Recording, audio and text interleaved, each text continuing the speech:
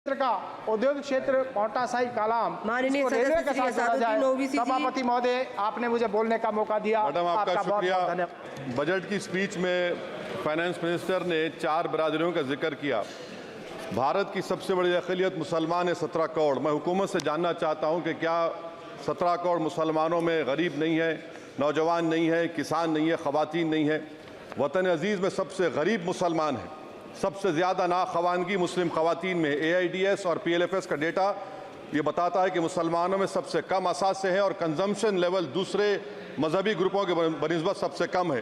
तालीमी इदारों में मैडम 15 और 24 साल की उम्र में भर्ती एनरोलमेंट में मुसलमानों की सिर्फ 29%, शेड्यूल कास्ट की 44%, हिंदू OBC के 51% और हिंदू अपर कास्ट की 59% है। हायर एजुकेशन मुसलमानों का एनरोलमेंट सिर्फ 5% है। PLFS का 2018-19 का डेटा वेज एम्प्लॉयज बताता है कि मुसलमान 22% थे, 2022-23 में 15% हो चुका है। सेल्फ एम्प्लॉयमेंट में मुसलमान हिंदू सिख से ज़्यादा 58.4% है। रेगुलर वेज एम्प्लॉयमेंट में सबसे कम मुसलमान है 15% और कैजुअल लेबर में सबसे ज़्यादा मुसलमान 26% है। तो मुसलमानों का शेयर रेगुलर एम्प्लॉयमेंट में लॉस हो रहा है एम्प्लॉयमेंट का। मुसलमान नौजवानों का ना रोज़गार मिलता है, ना तालीम के मौक़े, ना हुकूमत उनको कोई तरबियत सहूलत दी जाती है। मैं मोदी हुकूमत को एक मुसलमानों का अछूत बना दिया है, ना कोई सियासी नुमाइंदगी है, ना मुल्क की तरक्की में इनका कोई हिस्सा दिया जा रहा है।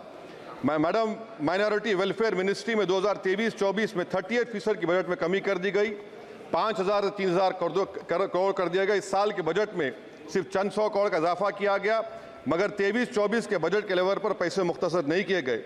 ये मोदी हुकूमत की बदनीयती और झूठा कमिटमेंट है, झूठा कमिटमेंट अक़लियतों के ताल्लुक से। तालीम के उस अक़लियती स्कॉलरशिप मैडम अक़लियतों के गरीब तलबा और तालिबात को जियाती रकम में कमी कर दी गई। 2019 में मोदी ने कहा था कि 1 करोड़ स्कॉलरशिप दिए जाएंगे, अब सिर्फ 58 लाख दिए जा रहे हैं। 47% अक़लियती एप्लीकेंट्स को हर साल स्कॉलरशिप से महरूम कर दिया जा रहा है। 10 साल से मैं कह रहा हूँ कि डिमांड ड्रिवन करो। डिमांड ड्रिवन के लिए सिर्फ 3,000 करोड़ की ज़रूरत है, मगर ये हुकूमत सच्चाई को और ईमानदारी से काम नहीं कर रही है। 2007 और 8 से माइनॉरिटी स्कॉलरशिप का नंबर इजाफा नहीं हुआ है। Pre matric scholarship madam Kundu committee ने कहा कि मुसलमानों में drop out rate primary level पर होता है, तो हुकूमत ने 9th क्लास से प्री मैट्रिक स्कॉलरशिप पैसे दे रही है। NDMC की इक्विटी मैडम 800 करोड़ एक मजाक है। PMGAV के में 910 करोड़ दिए गए। सारी दुनिया जानती है कि जहां मुसलमान बसता है गांव में, शहर में, वो अंडर डेवलप एरिया है और आप मजाक करें ऊँट के मुंह में जीरा देकर। हज में 97 करोड़। हज कमेटी एक रुश्वत का मरकज बन चुका है।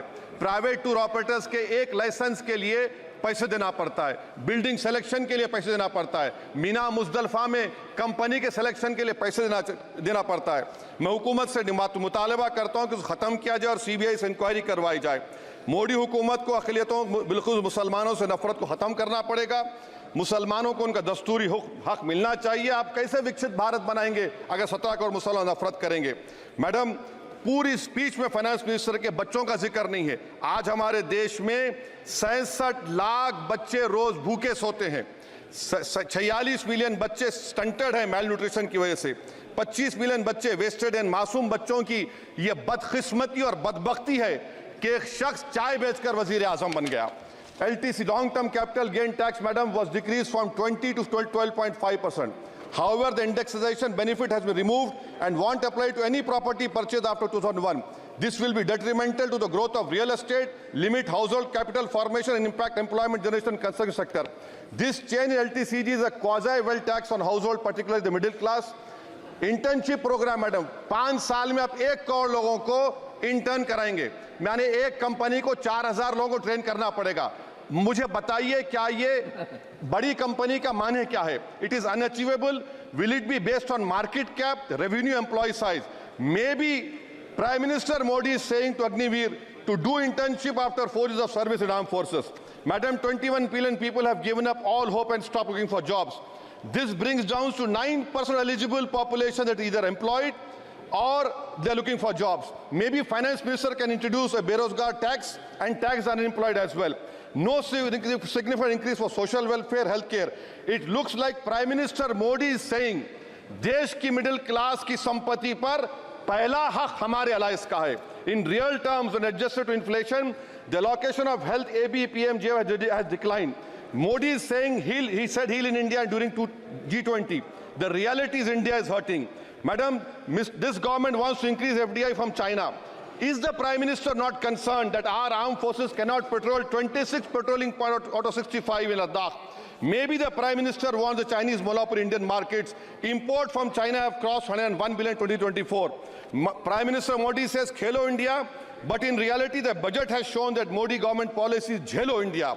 गरीब, middle class, farming, city dwellers, men and women, सब मोदी को झेल रहे हैं. Madam, in the current financial year, in February 5th, 15,993 MSMEs have been closed.